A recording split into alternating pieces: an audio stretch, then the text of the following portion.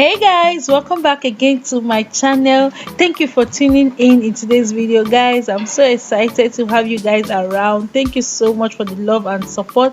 So today I'll be showing you how I made this DIY ponytail and also install it on my head. Please stay tuned.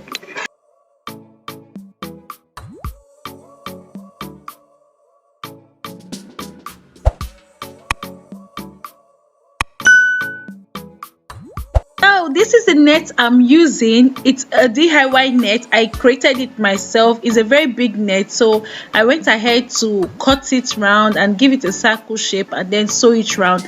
That's why you're seeing the thread I used to sew it there. So the first thing I did was to put the net on the dummy's head and then secure it with the wig pin. So that's all I did. And here you can see the hair I'm using kinky hair, expression kinky hair. Yeah, so that's what I'm going to use, and then I start crocheting.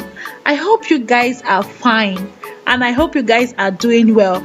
If you're new to my channel or you're just seeing my video for the first time, my name is Abigail Ifoma. Thank you for tuning in today's video, and thank you for always stopping by to support this channel.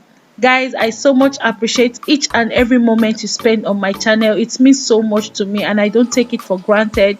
So if you haven't subscribed, please go ahead and hit the subscribe button.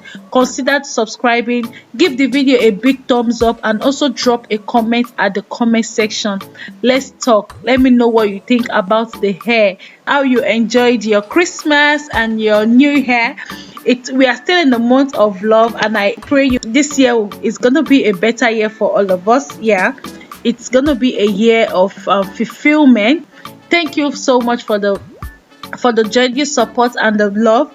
I'm just gonna leave you guys to watch the video and then enjoy yourself. I hope you watch to the end. Thank you. Mwah.